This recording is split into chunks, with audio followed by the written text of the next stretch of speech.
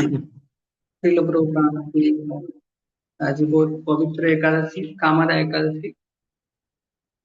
तो ये कामदा एकादशी महात्मा रे युधिष्ठिर महाराज कहते हे वासुदेव आपण को नमस्कार। तो भगवान को नमस्कार ज्ञापन करके कहते कौन कि आपण अनुग्रह पूर्वक मो निकटे चैत्र मासर शुक्ल पक्ष एकादशी नाम कौन ता वर्णन करंतु।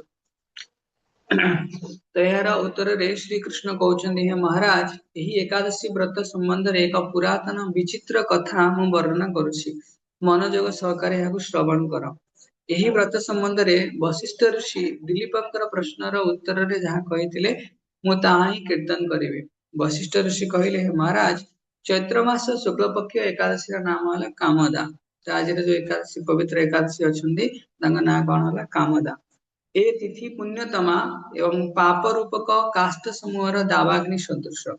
तो यह पुण्य फल प्रदानकारी ता सहित समस्त पाप को नष्ट करने काष्ठरे अग्नि संयोग कले ता नष्ट हो जाए सेमती यह समस्त पाप रूपक काष्ठ को नष्ट करदब।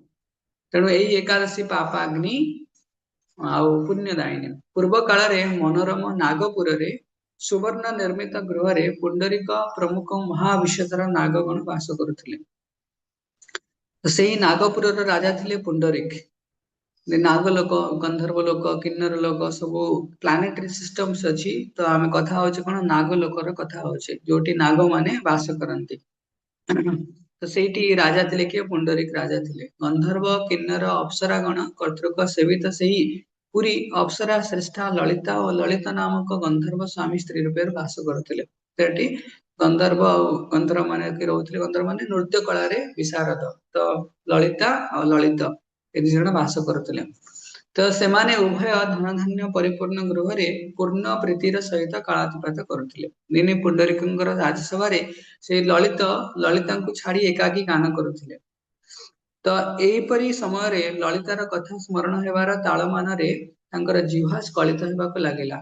नागश्रेष्ठ कर्कटंक ललितांकर मनस्ताप संबंध रे अवगत होई गानर छांदभंग व्यापार पुंडरीकंक राजांक निकट रे अवगत कराइले। तो से दिन कौन है ललिता आसी नथिले। तो ललित कौन करुथिले नृत्य गान करुथिले। तो से समय रे ललितांक कथा तांकर एतले मन पड़िला सेतबेले तो छंदरे नृत्य इत्यादि करियार अछि कि गान करियार अछि तो सेटा डिस्टर्ब हो गला। तो सेति पई कोन हैला कि पुंडरीक राजा कौन कहउछन्ती कर्कटंकर कथा सुनी सर्पराज क्रोधर सहित कामातुर ललित को कहिले हे दुर्बुद्धि तू राक्षस होई जा एही परि कहि शाप प्रदान कले। राजांकर शाप वाक्य उच्चारण संगे संगे से ललित भयंकर राक्षस मूर्ति धारण कला। तार बाहु 10 योजन विस्तृत मुख पर्वत गुंफा तुल्य चक्षु दुईटी चंद्र सूर्यंक परि देदीप्यमान गलदेश पर्वत सदृश नाकर छिद्रद्वय एवं अधरद्वय अर्ध योजन परिमित शरीर ऊर्ध्वरे 8 योजन विस्तृत। ललित निजर कर्म फलरु ए प्रकार भयंकर राक्षस रूप प्राप्त ହେଲା। ललिता निज पतिंकर ए प्रकार कदर्य रूप दर्शन करी महा दुखरे चिंता करबाकू लागिले। मु वर्तमान कौन करिवि केउठाकू जीवी पतिंकर राक्षस जोनि प्राप्त दर्शन करी से सर्वदा चिंतारे व्याकुल हेले। स्वेच्छाचारी राक्षस ललित दुर्गम वनरे भ्रमण करबाकू लागिले। ललिता तार संग त्याग कले नाही। ललित निष्ठुर भावे मनुष्य भक्षण करथिले। एही पाप हेतु ता मनरे सामान्य मात्र शांति नथिला। तो पतिंकर ए प्रकार दुरावस्था दर्शन करी ललिता व्यथित होई क्रंदन करे करे गभीर वनरे प्रवेश कले। एही परि दिने ललिता बहुत कौतुकपूर्ण विंध्य पर्वत शिखर रे उपस्थित ହେଲା। सेठारे ऋष्य शृंग मुनिक मनोरम आश्रम दर्शन करी मुनिक निकटको गमन कले एवं तांक चरण रे प्रणाम करी अवनत मस्तकरे दंडायमान धइले। मुनि तांकु जिज्ञासा कले हे सुंदरी तुमे किए काହାର कन्या एवं केउ कारणରୁ ए गहन वन ମଧ୍ୟରେ प्रवेश କରିଛ ता सत्य करी कुह। तार उत्तर रे ललिता कहले हे प्रभु वीरध्वना नामक गंधर्वर कन्या मोर नाम ललिता मोर पतिंकर पिशाचत्वरु मुक्ति पाइबार संधान रे आसी अछि। आपण कृपा पूर्वक तांकर मुक्तिर उपाय कहंतु। ललितार प्रश्न शुणी ऋषि कहले हे सुंदरी चैत्र मास शुक्ल पक्ष कामदा नामक सर्व पाप हरा जो एकादशी अछि से व्रत यथाविधि पालन कर। एही व्रत समापनांते यार पुण्य फल तुम स्वामी को अर्पण करिव।